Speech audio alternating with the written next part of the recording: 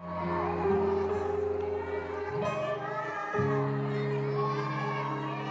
é bem-vindo aqui. A casa é sua, pode entrar. Sejam bem-vindos ao podcast Iluminai-nos. No primeiro episódio, iremos receber aqui com muita alegria nosso pároco, Padre Marcelo Reis. Muito obrigado, sua bênção, Padre. Deus abençoe, eu que agradeço. Obrigado novamente aí por nos receber, pela hospitalidade, fazer com que o nosso podcast possa alcançar os lares das famílias que estão nos assistindo. E também gostaria de agradecer a todos os benfeitores que fizeram com que esse projeto hoje pudesse ser iniciado. Padre, com muita alegria te receber no nosso primeiro episódio desse podcast. E a gente, nesse primeiro episódio, gostaria de conhecer um pouquinho mais sobre a nossa paróquia, Nossa Senhora da Candelária, desde sua origem, de lá de 1933, Se o senhor pode falar um pouquinho da história da nossa paróquia. Claro, com muito prazer. Para mim é uma alegria estar aqui com vocês nesse podcast Iluminai-nos, Paróquia Nossa Senhora da Candelária.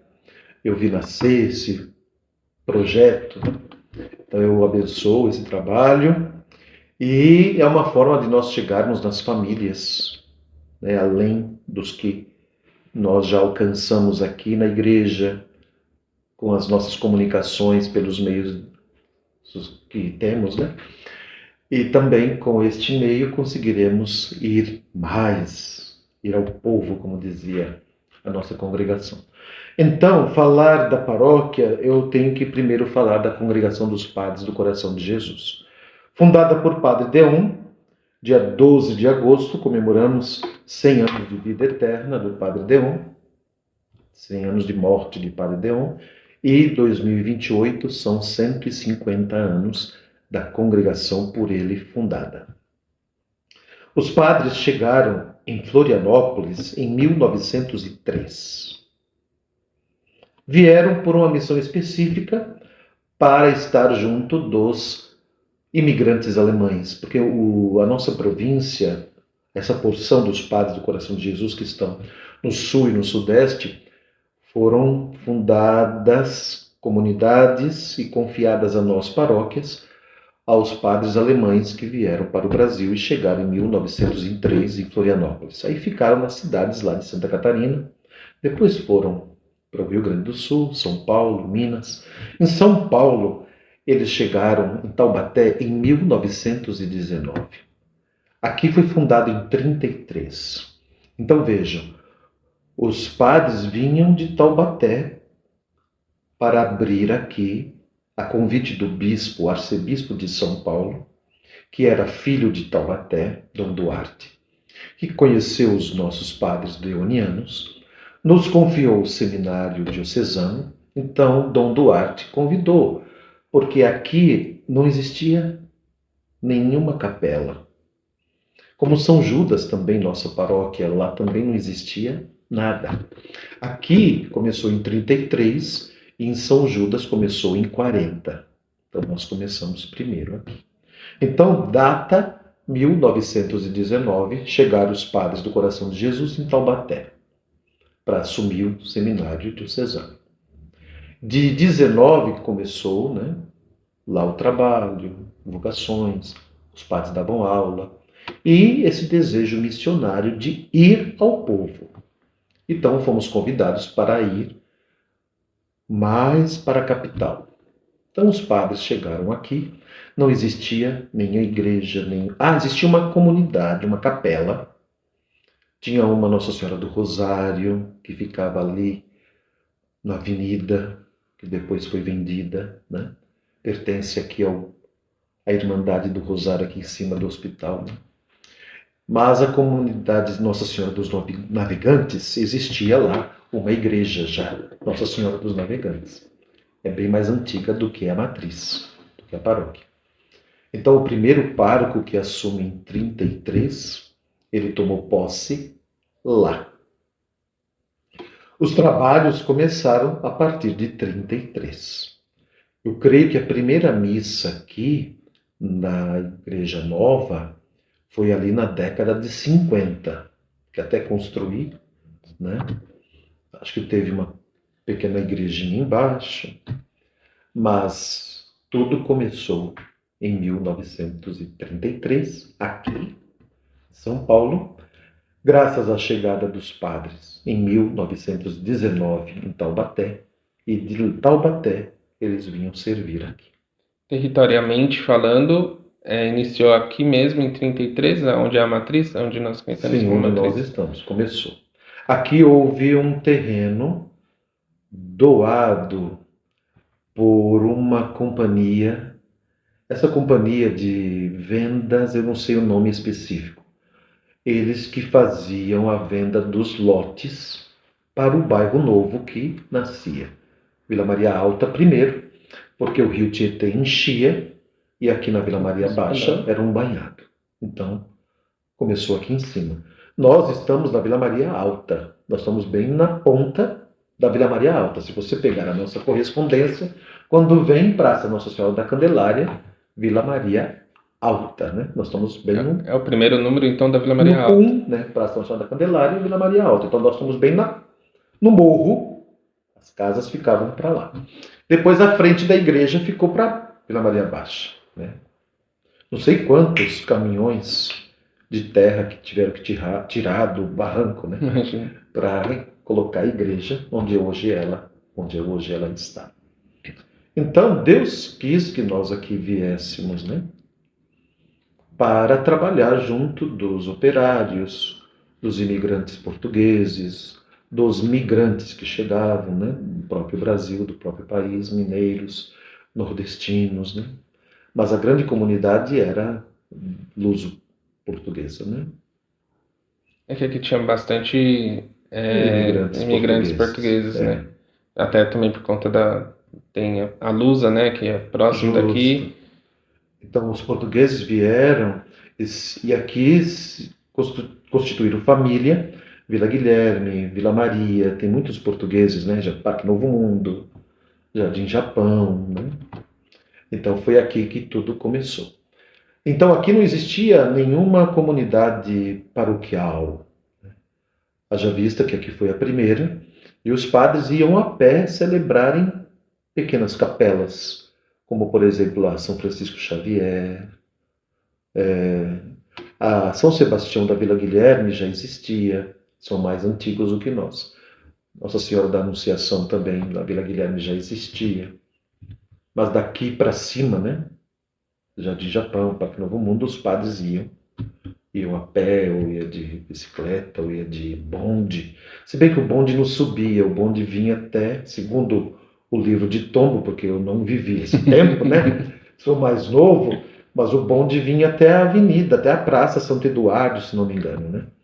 Então, o trajeto aqui era feito de carroça, de cavalo, não sei, né?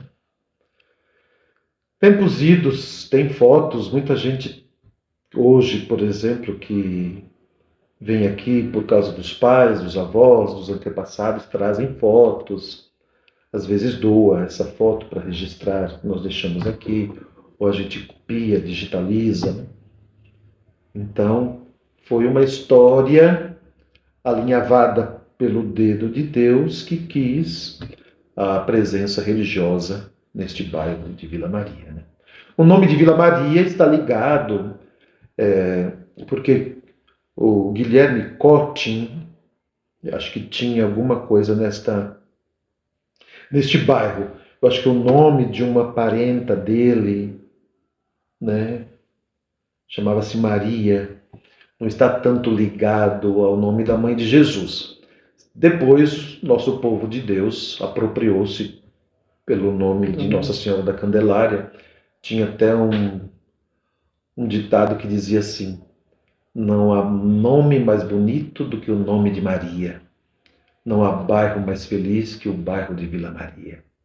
Tem isso nos livros, né? Nos livros de Tombo, né? Livro de Tombo quer dizer, toda paróquia tem um livro de Tombo que vai registrando fatos importantes do entorno, da vida, da paróquia. Então nós temos os livros antigos aqui, chamados livros de tombo, e onde os padres antigos, já falecidos, registravam esses fatos importantes. Até hoje esses livros são atualizados, né? Sim, aí nós temos o livro atual de tombo, que está sob a minha responsabilidade, que a gente vai registrando. O Padre Juliano vai escrevendo, né? E então a gente vai registrando missas importantes, festas, Páscoa, algo da atualidade, né? Por exemplo, se alguém quiser escrever alguma coisa sobre a taxa do Trump, né? Que vai entrar na história, né? Ainda nós não sabemos como será a nossa vida econômica, pode chegar e afetar a economia da igreja, como a economia, né, das empresas que vendem, né, para os Estados Unidos, então pode afetar também. Então pode ser que o nosso podcast esteja ali no livro de tombo também. Também o podcast vai entrar, tem que entrar, né? Porque daqui 50 anos, né, quando completarmos 100 anos, talvez estamos vivos ainda, né? Estamos com 33, 2023, 90. 92. É o dia 17 de dezembro de 33, que foi criada, fala assim, criada a paróquia, né? Mesmo que ela não existia ainda com o seu templo tudo organizado, como hoje nós temos organizado, né? Então vai fazer ainda 92, né? Que é em dezembro, né? Justo, vai fazer 92. Certo. Pode respirar. Vou respirar um pouquinho, beber uma água.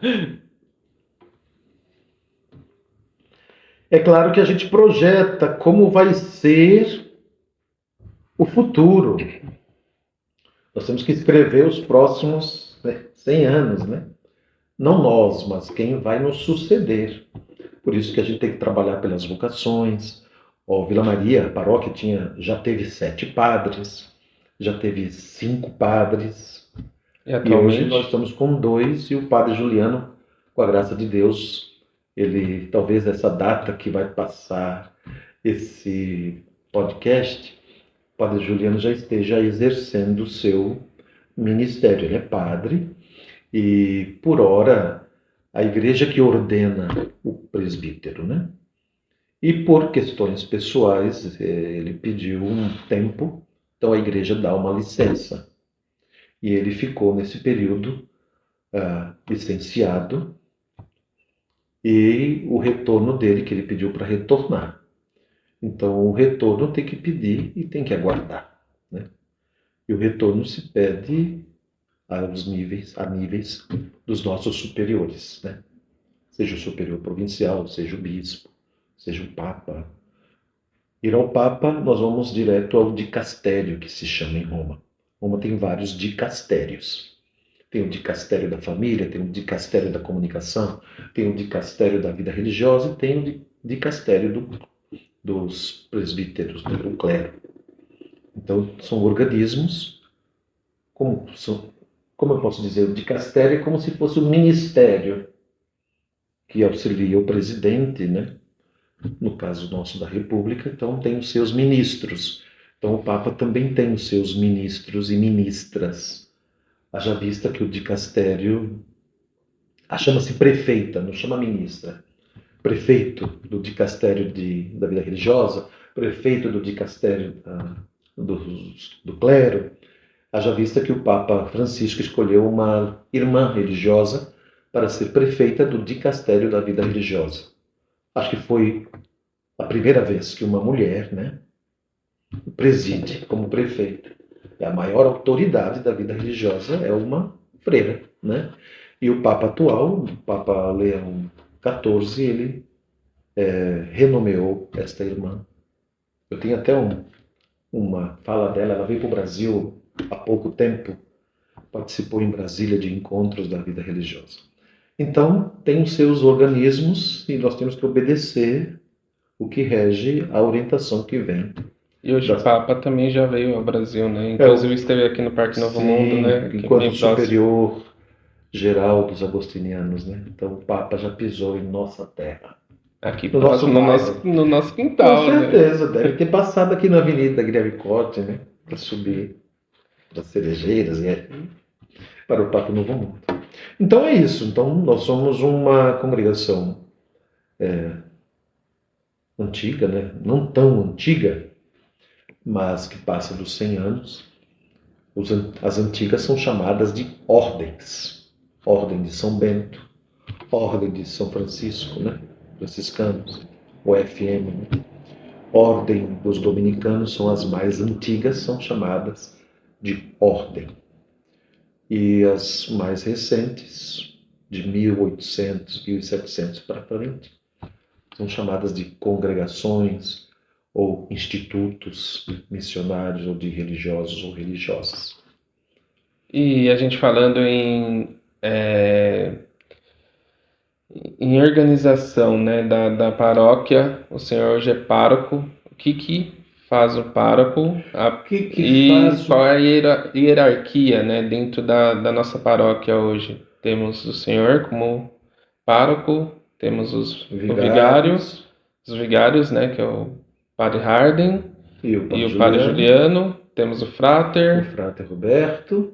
E então vamos começar de baixo para cima. O frater Roberto está terminando a formação inicial. A formação inicial começa quando a gente entra no seminário, ou até antes, quando estamos no acompanhamento vocacional em nossa casa, em nossa paróquia, e entramos no seminário. Aí começa, né, desde o acompanhamento à entrada até o fim, a formação inicial para preparar para a ordenação presbiteral. Então, o senhor foi frater aqui na nossa paróquia? Fui. Então o senhor iniciou aqui. Eu sou daqui, nasci aqui, fui batizado, fiz a primeira comunhão, crisma e também a ordenação. Então, é cria da nossa paróquia. Sou cria desta paróquia. Eu nasci em 1970, eu fiz a primeira comunhão em 80, a crisma em 84, fui para o seminário em 90, eu fiz votos de pobreza, castidade e obediência em 93, fui diácono, fui ordenado em Taubaté e exerci o meu diaconato aqui em 2001, no início do ano, e fiquei padre aqui no final de dezembro, no meio de dezembro, dia 15 de dezembro de 2001. Então, farei 24 de padre, 24 anos no final do ano, dia 15 de dezembro. Então, o frater, ele é religioso, ele fez votos, como o frater Roberto, eu sou o superior dele enquanto ele reside aqui, ele tem um responsável da formação inicial que está em Taubaté, nós todos temos o nosso provincial, que é o nosso responsável por nos indicar para trabalhar aqui. Então, o frater Roberto, frater quer dizer irmão, em latim, frater, em italiano fratello, e em português, irmão. E primeiro somos irmãos, fazemos votos, somos fratres, depois a gente se prepara para fazer os votos perpétuos, que ele vai se preparar agora em janeiro de 2026. Depois dos votos perpétuos faz o diaconato, porque para ser padre nós precisamos primeiro exercer o diaconato, né? Seminarístico nosso. Nós temos aqui um diácono permanente, que é dessa paróquia, o Marcelo, que você conhece, meu xará. Ele é o diácono permanente, então Roberto será diácono seminarista, em preparação para a ordenação presbiteral. Ele vai ser padre, como todos nós, padres que aqui estamos. Então o pároco, ele está pároco por uma missão específica de reger, né, o munus, a gente chama o munus da autoridade, da palavra, da catequese, não só do administrativo, né? Da palavra, da catequese, do sacramento do batismo, da palavra, da homilia, né? Então, os párocos estão fazendo a vez do bispo, no caso nosso, o arcebispo Dom Odilo. Então, é Dom Odilo que nos dá uma provisão de pároco. Então, ele assina. Então, essa minha provisão é como se eu sou o delegado dele aqui, né? Então nós chamamos provisão de pároco. A provisão ela é aceita pela congregação, a congregação me indica para Dom Odilo e Dom Odilo me dá o documento. E aí o pároco, ele vai exercer esse seu ministério, seu serviço, numa paróquia. Paróquia quer dizer numa territorialidade, grupo de famílias, de ruas, né? Sob a nossa jurisdição. E o pároco pode ser auxiliado por vigários. Os vigários não são párocos. Só tem um pároco. Não pode ter dois trabalhando no mesmo lugar. Pode ter um pároco, a gente costuma dizer emérito. Ele vai morar no território. Isso acontece muito com os diocesanos, né? Ele às vezes fica muitos anos, então ele vai morar perto, mora junto, ou mora num apartamento, os diocesanos. E aí ele fica pároco emérito, mas ele não é o pároco que está em vigência, né? Nós, como religiosos, a gente exerce o ministério do pároco para 6 anos. Depois eu posso... não sou eu que me indico. Eu quero ser pároco. O pároco é escolhido.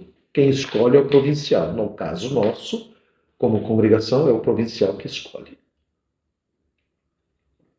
E nos apresenta, o bispo confia na palavra do provincial e nos apresenta ao bispo. E aí o bispo dá uma documentação e depois tem um rito de posse, como você deve ter participado na minha posse aqui no dia 11 de janeiro, né? Aí tem um rito de posse todo específico, entrega a chave da igreja, entrega a chave do sacrário, a cadeira, né, que o padre vai ensinar, o perdão, entrega a estola, para o sacramento da reconciliação, a chave do sacrário que vai celebrar a missa.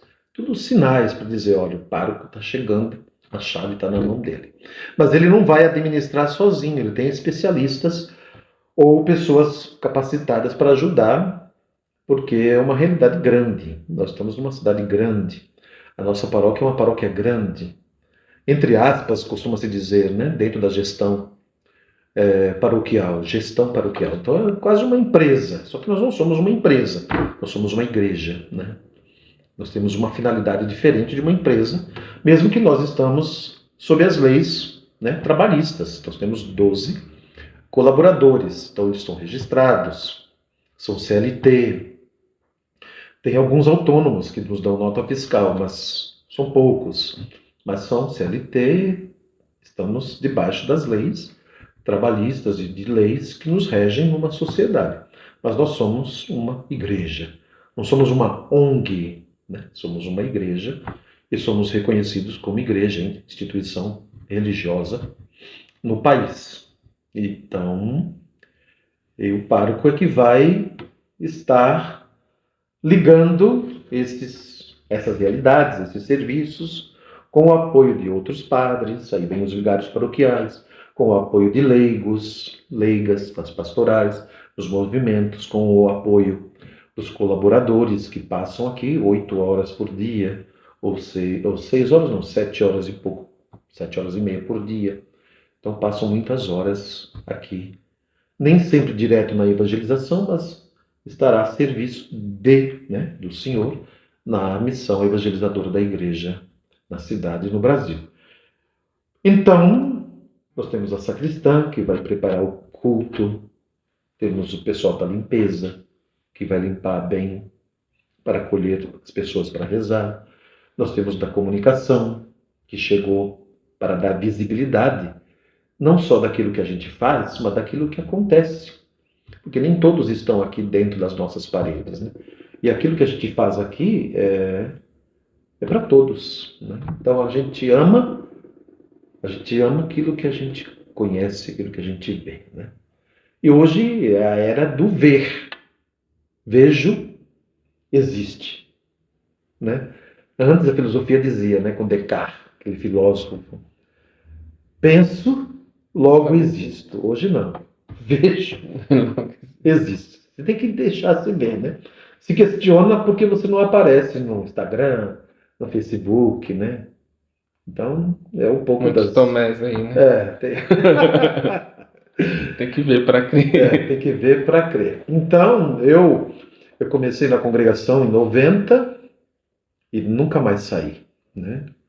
Eu, quando entrei, eu tinha já conhecimento de outras congregações da arquidiocese, eu fiz acompanhamento vocacional, e aí eu fiz opção pela Congregação dos Padres do Coração de Jesus.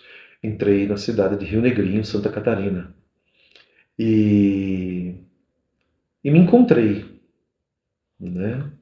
Nunca saí e fui até o fim da formação inicial.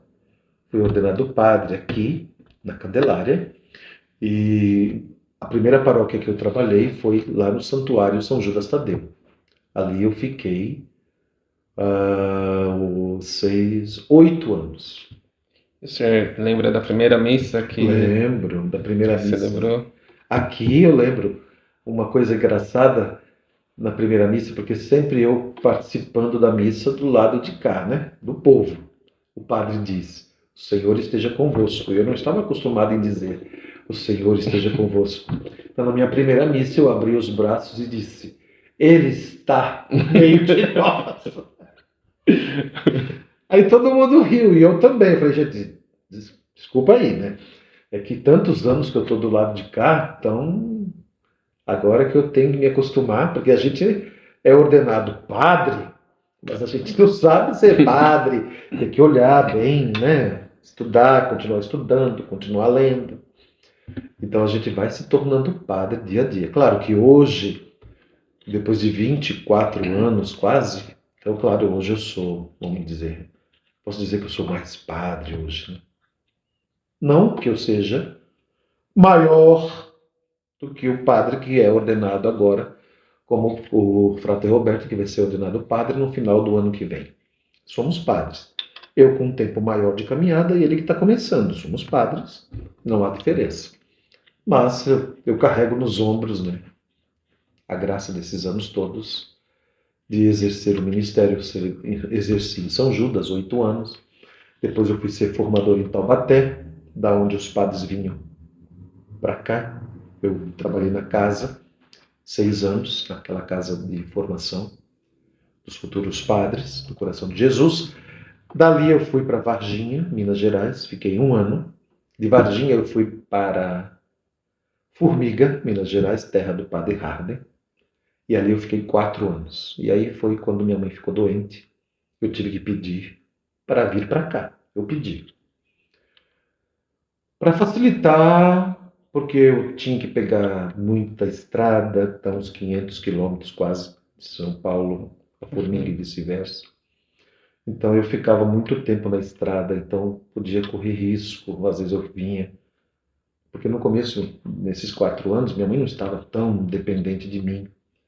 A doença veio ali, que exigiu eu mais proximidade, foi em 2020. No meio da pandemia, final da pandemia ainda. Aí eu levei minha mãe para Minas, ficou comigo lá, depois eu vim para cá, pedi transferência. Facilitou que eu sou daqui, a paróquia é deuniana, minha mãe morando aqui no bairro, né, no apartamento dela.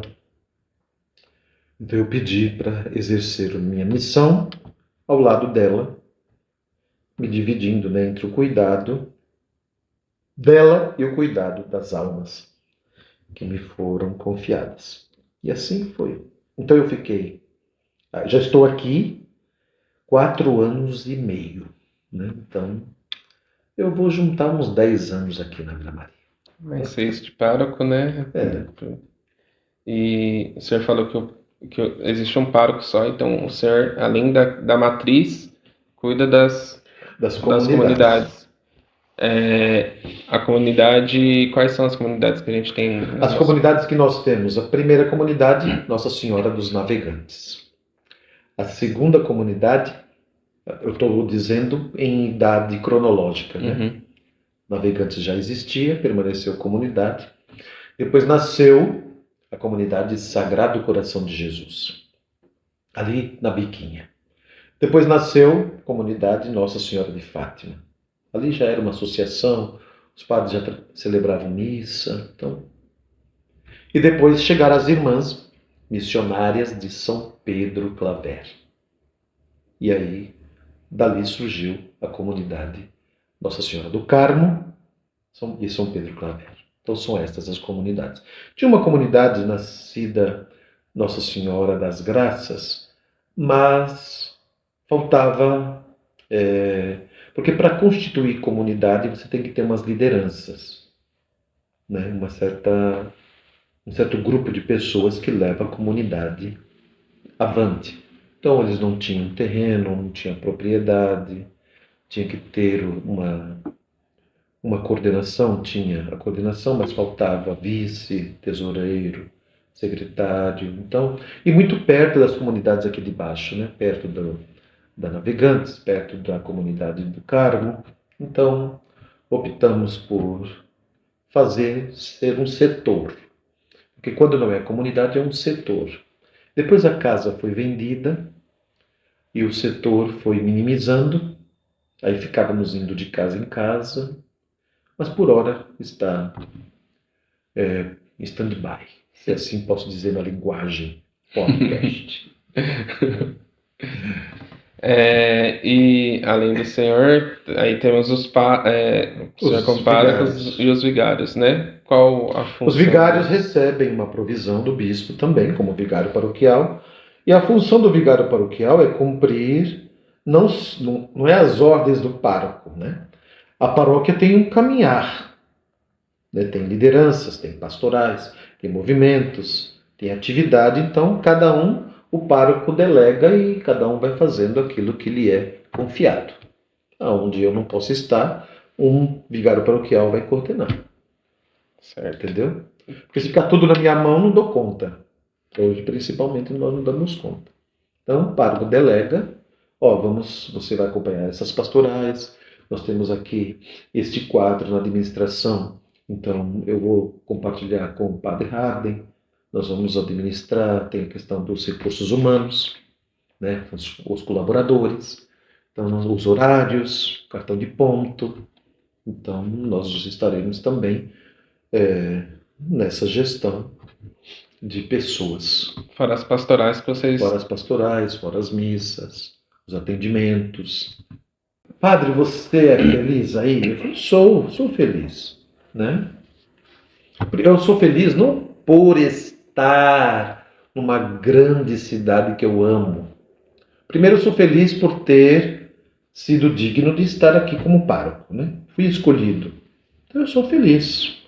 Ninguém vai chamar alguém que não tenha a mínima condição de. Porque tem pessoas que são padres e de repente não tem essa, como eu posso dizer, não é, todo mundo tem uma qualidade, né?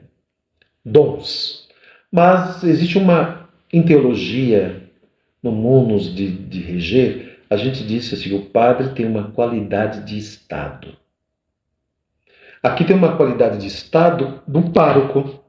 Então todo pároco que entrar aqui ou em qualquer outra paróquia, ele vai ter uma graça especial, particular. E que eu preciso dela agora que eu estou pároco, mas quando eu deixar de ser pároco, eu já deixei, eu não preciso dela. Então ela fica uma graça de Deus para que quem estiver aqui tenha as condições do Espírito Santo para exercer esta.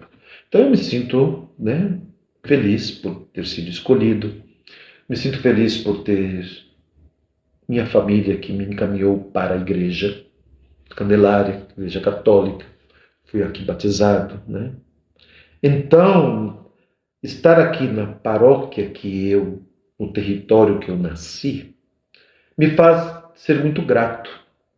Então eu estou respondendo com o meu ministério, com a minha vida, com o melhor dos meus anos, né? Estou com 55 anos, então eu tenho força ainda, né? Para dar e vender, como diz o outro.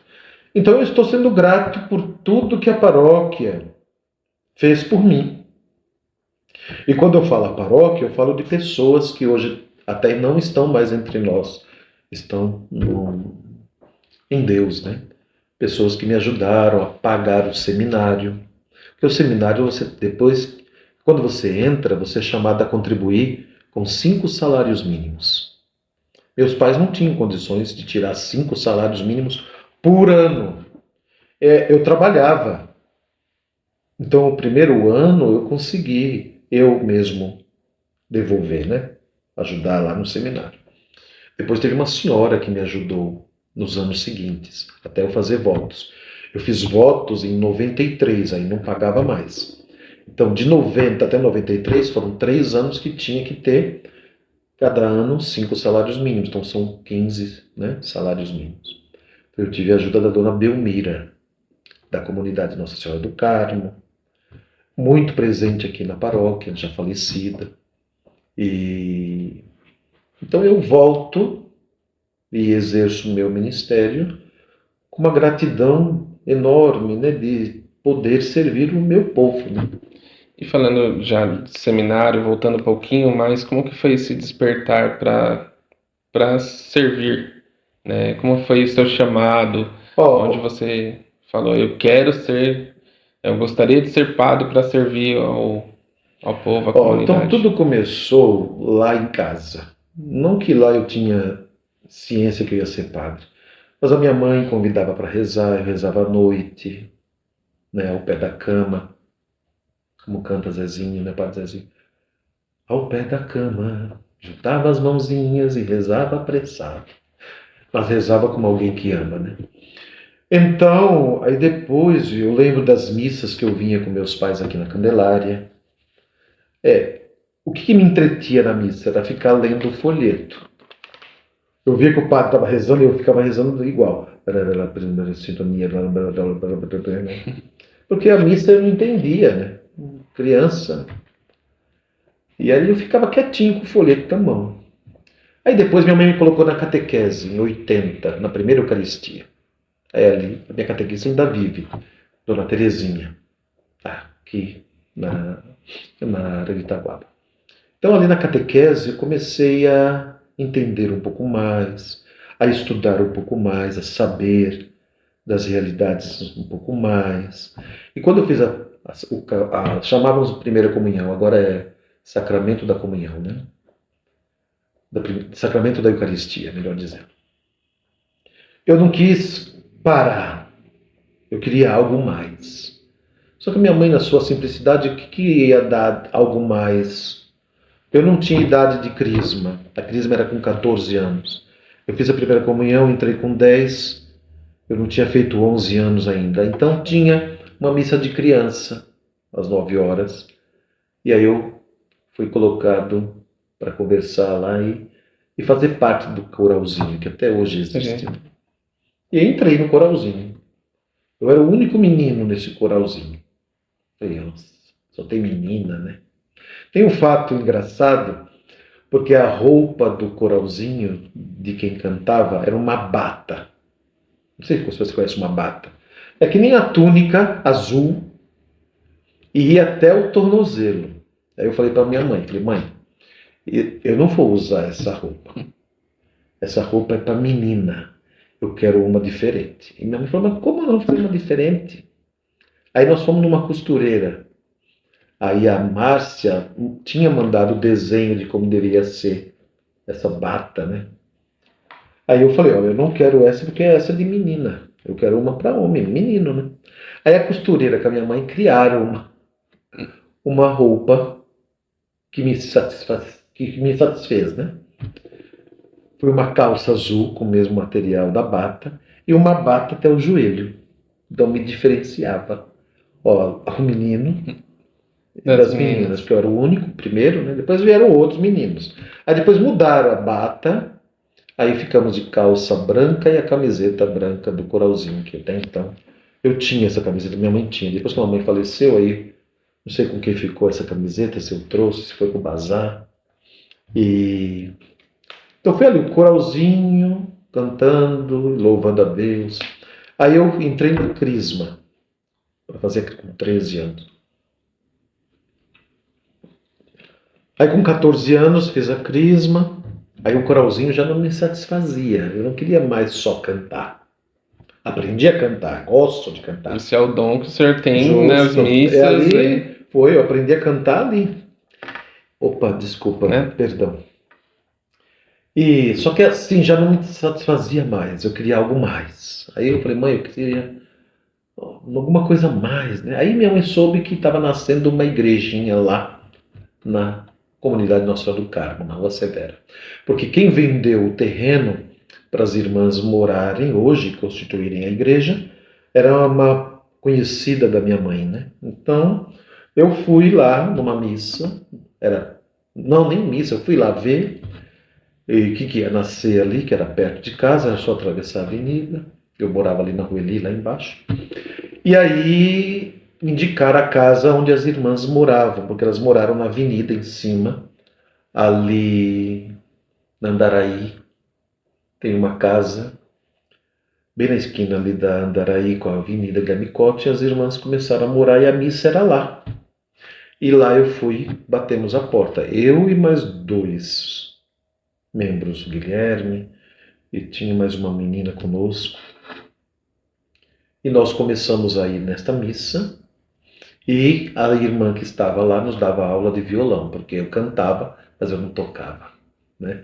Eu toquei minha vida inteira no seminário, das missas, dentro, né? Depois que fiquei padre, não toquei mais. O padre Juliano mantém o violão dele, eu deixei no seminário meu violão, eu tinha um violão bom. Aí eu parei de cantar, porque a gente fica padre, pode cantar de vez em quando, mas não fica padre para cantar, né?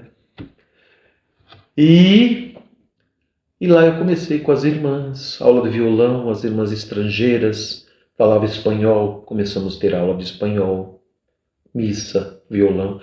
E aí eu comecei a me encantar, porque as irmãs chamavam para fazer missão, tinha um eco das missões, eu ia nas paróquias com elas, vendíamos um calendário, então começou a ampliar o leque. Eu fui me encantando com aquilo.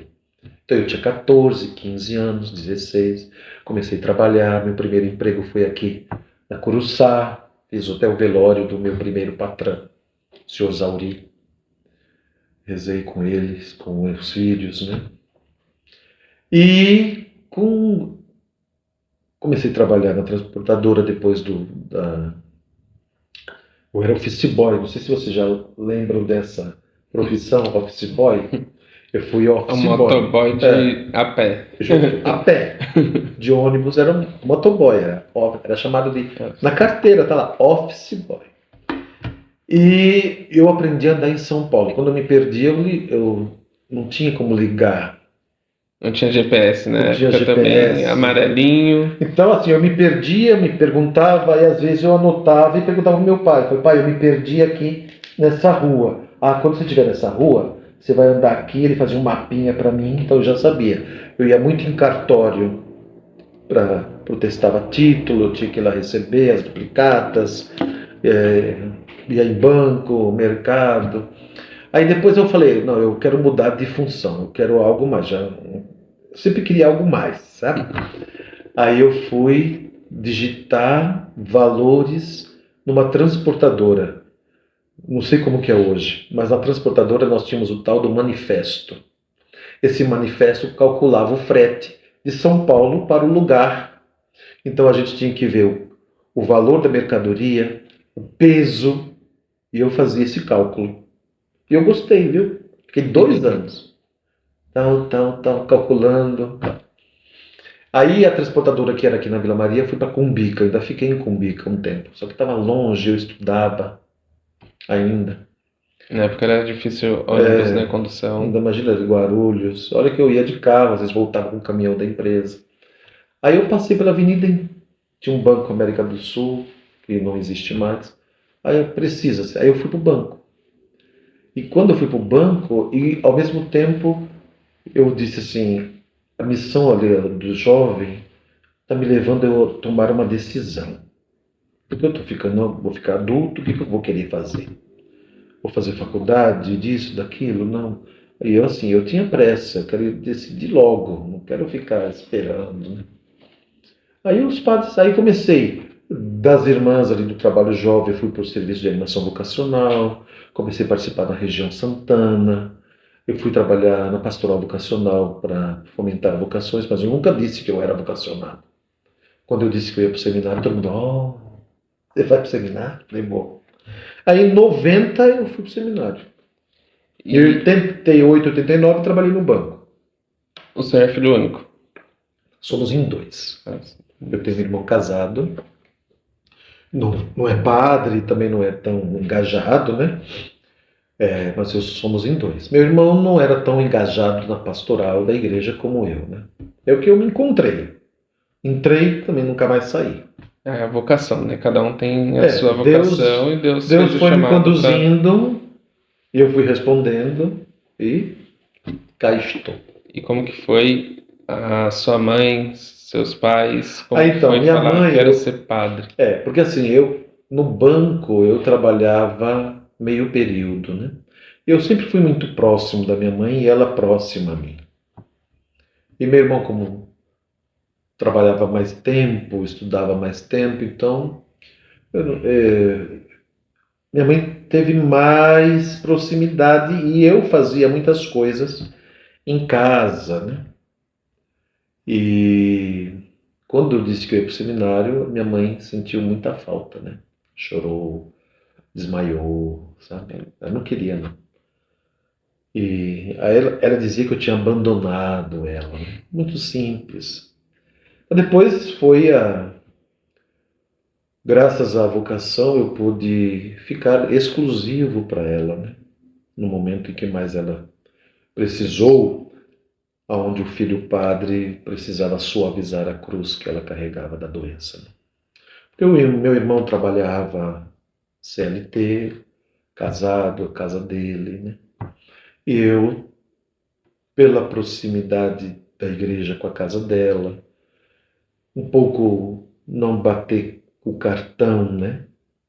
Para não faltar, o padre não bate cartão, nós não somos CLT da igreja, né? Então eu podia chegar ao horário que fosse, cuidava dela, vinha cumprir, depois eu voltava. Então isso facilitou.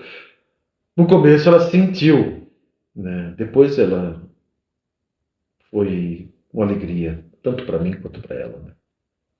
E, desculpa, mas o seu pai Meu pai. teve O meu junto? pai faleceu em 1995, eu já estava no seminário. Então, assim, quando eu disse para o meu pai que eu ia ser padre, eu ia para o seminário, ele de boa. O homem mais razão, né? Mas assim, eu percebi que meu pai sentiu a minha ausência, não foi tanto na minha primeira ida, porque eu ia e eu vinha de férias. Né? No meu primeiro ano, em 90, eu tive férias no meio do ano, eu vim. Meu pai me levava com a minha mãe lá no terminal rodoviário Tietê, que a gente ia de ônibus. No final do ano eu vim. Mas foi na terceira férias que eu vi meu pai no terminal rodoviário em prantos. Me deu um abraço. Então veja, eu não via meu pai chorar. E ele também não falava de sentimento. E então eu acho que ele sentiu também, né? A minha mãe, mais expansiva, falava abertamente: não quero, meu filho me abandonou, eu não quero mais igreja, não quero ver padre, não quero ver freira. Mas meu pai não falava. Mas aí foi que eu vi você vê como me marcou, né? A terceira férias, no terminal rodoviário, eu entrei no ônibus, aí meu pai e minha mãe estavam lá, e meu pai chorando mais do que minha mãe. Eu falei, uai. Então assim, nunca ele disse não, mas mais calado, né? Talvez o travesseiro dele disse alguma coisa que eu não sei, né? Então assim, impedir, eles não me impediram. Eu já era adulto, né? Eu já tinha feito 18 anos, eu ia completar 19. Então, claro que para mim não foi tão simples também. No seminário, a minha cabeça estava muito aqui no começo, né? E não que eles dependiam de mim financeiramente. Eles conseguiam se manter. Mas viviam folgados um pouco com a ajuda, porque o que eu ganhava eu empatava tudo em casa, eu não guardava. Eu comecei a guardar um pouco quando eu disse: eu vou para o seminário, eu vou ter que reservar uns 5 salários mínimos. Eu lembro que o padre, diretor do seminário que eu entrei, mandava correspondência para minha casa e minha mãe não me entregava. Eu não sabia. Por exemplo, eu tinha correspondências que eu ia entrar em 89.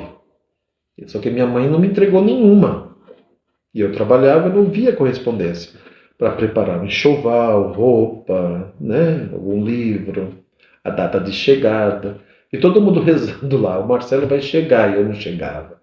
Eu não cheguei em 89, eu não chegava, eu não sabia que era para chegar. E os pais não me mandaram nenhuma correspondência. Então, é claro, os pais sentem, nós éramos uma família muito pequena. Aí ficou só meu irmão em casa. Eu entrei em 90, em 95 o papai faleceu. E aí eu vim para São Paulo, me enviaram, porque entre filosofia e teologia nós fazíamos um período de tirocínio, de estágio. E aí me colocaram para fazer estágio onde hoje é Instituto Meninos de São Judas Tadeu. Nós chamávamos de orfanato. Ali eu fiquei 2 anos. E aí perto dela aqui. Aí depois fui para Taubaté, já estava perto. Depois fiquei padre, eu vim para São Judas. Então essa proximidade me fez cuidar dela o tempo todo. Sim. E o senhor virou pároco próximo ao seu aniversário, né? Foi quase um presente. Você faz dia 14, né, de janeiro? Ou... Não, eu faço 12 de abril. Ah, então... É. 14 11... é o Padre Otaviano, né? É, que é de janeiro. Padre Otaviano, que era de janeiro, 14 de janeiro, era o Padre Otaviano. É ainda. É ainda. Era não. É. Desculpa aí, Padre Otaviano. E o meu é 12 de abril. Então foi uma benção, né? Sim. E já para finalizar, Padre, uma palavra para a nossa comunidade, quem nos acompanha, está nos assistindo hoje nesse episódio de estreia, que possa também ter esse despertar da vocação, né? Aos que tiveram esse despertar, que as nossas portas estão abertas aqui para acolher, né? E o Senhor também, né, com seu coração enorme, sempre acolhendo a comunidade, a todos aqui da nossa paróquia. Você possa nos dar uma palavra?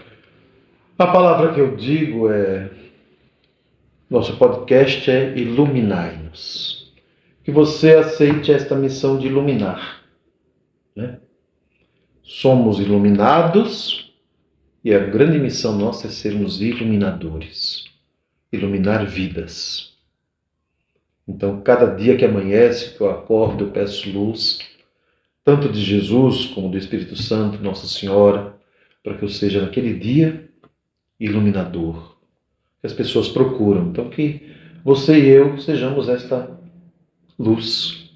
Não temos luz própria, a luz é Jesus, mas que nós sejamos iluminadores das pessoas que aqui estão, que nos procuram numa palavra, numa missa, numa confissão, na pastoral, no sacramento do crisma, da confissão, da comunhão. Então, é o que eu digo, ajude-nos a iluminar a vida das nossas comunidades, das pessoas que estão ao nosso serviço. E que Nossa Senhora da Candelária continue nos iluminando, né? Amém. Iluminando nossas vidas, a vida do Senhor como pároco, que o Senhor já é uma luz para a gente, né? Uma Obrigado. Inspiração para a Amém, gente. amém. E que permaneça sendo essa luz, esse sal para a nossa comunidade, né? Obrigado. Obrigado, Senhor Padre. Bom trabalho e Deus abençoe a todos vocês. Obrigado. Muito obrigado, gente. E posteriormente teremos a Teresa com o Padre Harden para falar também sobre a continuação da nossa história, da nossa paróquia. E então permaneçam aí que a Teresa voltará com a gente aí no nosso podcast Iluminai-nos. Iluminai-nos. Muito obrigado. Amém. Olá, sou Gil Greco Villani e a paróquia Nossa Senhora da Candelária sempre fez parte da vida da minha família e também da minha vida. Desde o batismo, primeiro Eucaristia, depois o sacramento da Crisma, aí entrei para o grupo de jovens e estou até hoje. E o meu testemunho aqui é de fidelidade, né, à paróquia, e ela sempre me me apoiou, sempre me incentivou a continuar trabalhando. Eu faço trabalho com muito amor. E essa paróquia é abençoada, bem como abençoa minha família, meus pais, né? Meus tios também, meus avós. Então a gente está participando até hoje, eu permaneço na liturgia e a gente procura servir o melhor possível ao povo de Deus.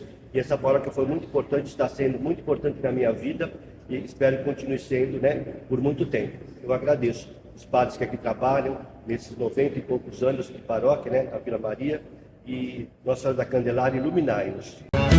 Ilumina, ilumina nossos pais, nossos filhos e